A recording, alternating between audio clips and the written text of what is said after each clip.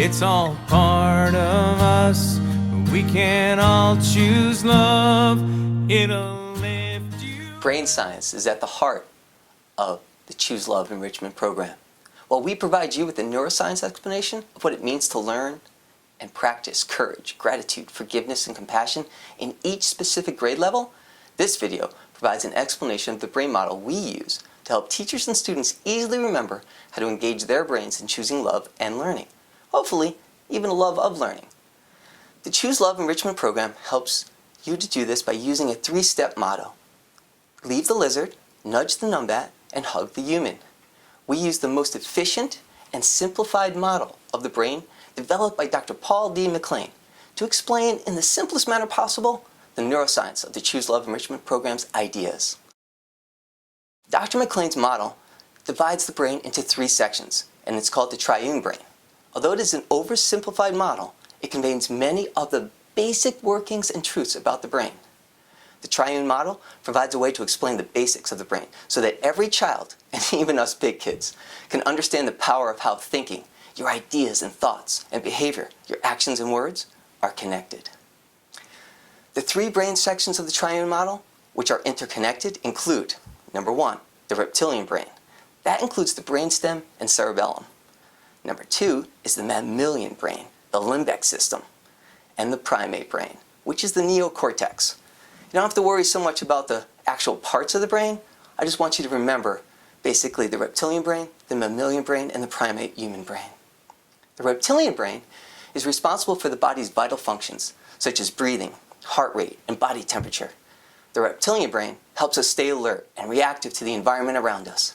It controls our balance, coordination, and reflexes, and it never sleeps. Think of the reptilian brain as taking control when the doctor taps your knee and your leg instinctively kicks. Well, that's the reptilian brain. It's instinctually reactive and inflexible. We call the reptilian brain the lizard. The mammalian brain, well, that is responsible for our social and emotional behaviors, as well as for our quick value judgments, whether something feels positive or negative. It is buried deep inside the brain and is sometimes considered the heart of the brain. It is the part of the brain where many neurochemicals such as oxytocin, dopamine, and cortisol, that's where they're all at. It strongly influences our initial behavior when we experience something like music, art, and even a smell. And it can make us, well, emotionally feel as though we are riding a roller coaster. We call the mammalian brain the numbat. The primate human brain is responsible for imagination, thought, planning, and decision-making.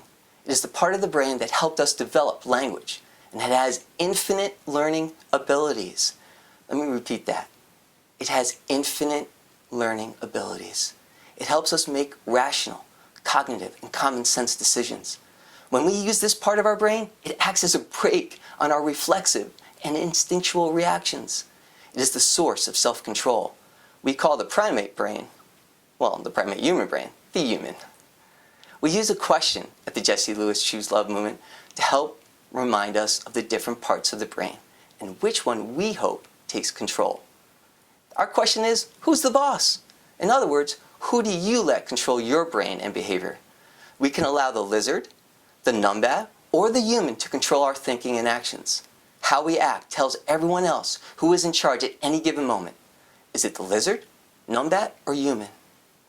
We make the choice of who controls our actions in every situation. When we are in a situation that excites us in either a positive, kind of goosebumpy feeling way, or negative, angry feeling way, each of us can choose which part of the brain we want to control our responses. Let's take an angry feeling as an example.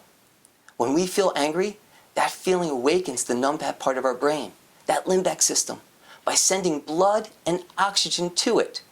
The blood and oxygen is like feeding the numbat.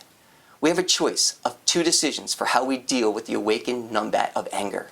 The first is that we can send it up toward the human so that the angry numbat is handled in a reasonable and rational way, hugging the human. When we slow down and think about the anger we are engaging, we are hugging our human brain. The second choice is to send the numbat's oxygen down to the lizard so that we are feeding our primitive and reactionary lizard brain. In other words, we can nudge the numbat to either hug the human or feed the lizard. The Jesse Lewis Choose Love movement wants to help everyone learn how to leave the lizard and nudge the numbat toward hugging the human. If there's one thing I would love for you to remember, it is our 3-step motto: to help educators teach and students learn about the brain science of social and emotional learning. That is, leave the lizard, nudge the numbat, and hug the human. Before I go, I want to leave you with a fun note. The initials of our social and emotional learning motto, LNH, are the same as Jesse's chalkboard message to his mom: loving, nurturing, healing. Now go leave the lizard alone and nudge the numbat so that it hugs the better part of who you are. Go choose love. Thank you.